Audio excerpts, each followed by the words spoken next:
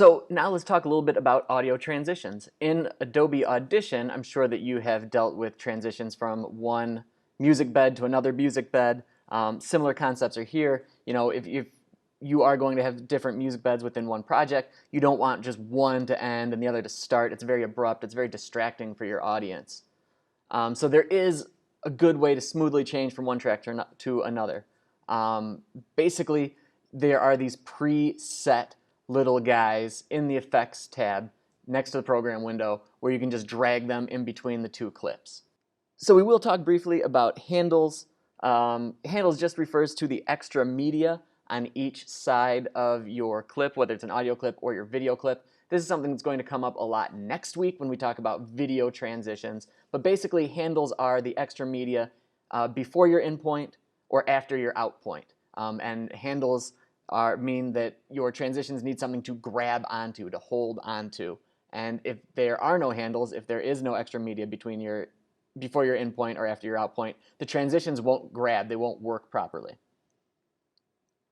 So in a moment, we're going to grab a couple of the music beds and take a look and listen at those. But just as a reminder, don't just grab music and throw it down to the timeline. Best practice is to double click it, put it in the source window, create an in point, create an out point, and then you've got some handles to play with and work with there. So again, if you're looking for these pre-made audio transitions, they are in the effects tab. Your effects tab should always be in your project window. It'll be to the immediate right of that. Within there, you'll see a whole bunch of different options, including audio transitions, video transitions, which we'll deal with a lot, as well as video effects we'll learn about later on in this course too. The default audio transition for Adobe and that we use most at specs is the constant power effect. So when we get into Premiere, we'll grab that one. I'll show you how that guy works. So back here in Premiere, we've got our voiceover going on here, but I'm going to get rid of that. So I'm just going to click it, delete. I'm going to go back up to some clips here.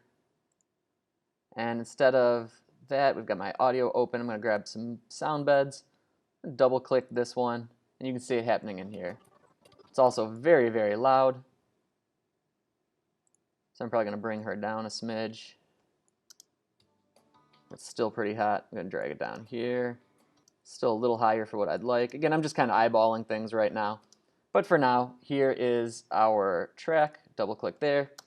You can see the playhead moving along. This is where it's at in the song. So just for fun, I'm going to set an in point here.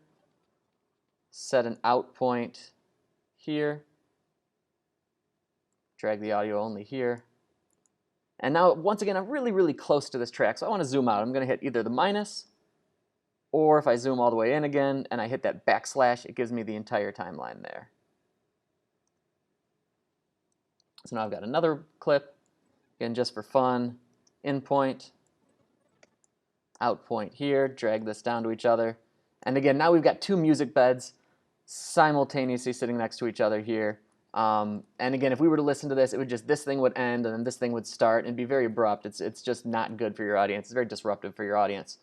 So instead of just leaving it that way, we're going to go up into our project window. We're going to go to our effects. They are there.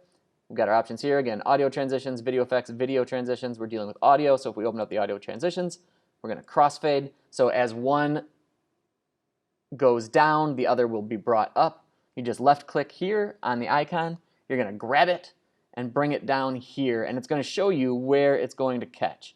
So I'm going to move away from this for a second. I want to zoom in just so we can get a really nice look at what's going to happen here. We'll grab this here. Right now where I've got it, I've only got it on the first music bed. Here, I've only got it on the second music bed. You want it on both. You can see where this thing ends with the little split there. So that's where you want it in the middle of your transition. You let go, and there it's good to go.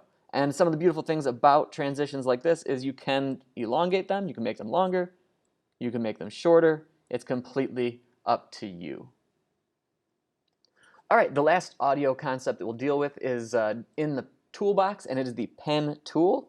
Again, anything in the toolbox doesn't need a modifier for the shortcut. You just hit that letter on the keyboard, so no need to hold Command or Control or anything. You just hit P. P for pen, V for the move tool, C for the cut tool, T for the text tool, Z for the zoom tool, whatever, but back to the pen tool.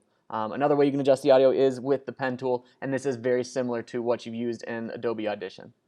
So with the pen tool, you can click on that line that you can see oftentimes in the audio track, or even the video track also has that line. And it'll create either envelopes or what we call in video keyframes. Back to Photoshop. If I hit P, now my tools turn into that pen. Hopefully you can see that pen. And if I just left click here, I've created that little keyframe. And then from there, I can raise things up. I can put another one here, put another one here, put another one here, and I can adjust the audio any way that I see fit. If I want to bring it down manually here, this is creating this gradual, very, very gradual fade down, then create a couple of pen points here. I can bring this up here. And again, I'm sure this is all something that you have dealt with and used in Adobe Audition. I've created a whole mess of pen points right here. You can always delete these things with a right click. You can just always write delete there, and then it'll go.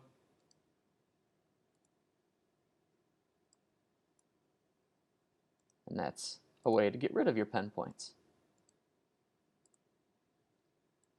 Another fun thing you can do to get rid of a bunch of pen points, here once again you see my mess of keyframes. If you just click around and make a little box around these things, and while the box is around the keyframes, if I hit the delete key on the keyboard, that gets rid of everything within the box. So that gets rid of a whole big mess all at once. These are all little things that you can play with a little bit today for your exercise. I've got a tutorial to show you for that as well, but these are the things we've learned about audio. Enjoy. If you have any questions, let me know.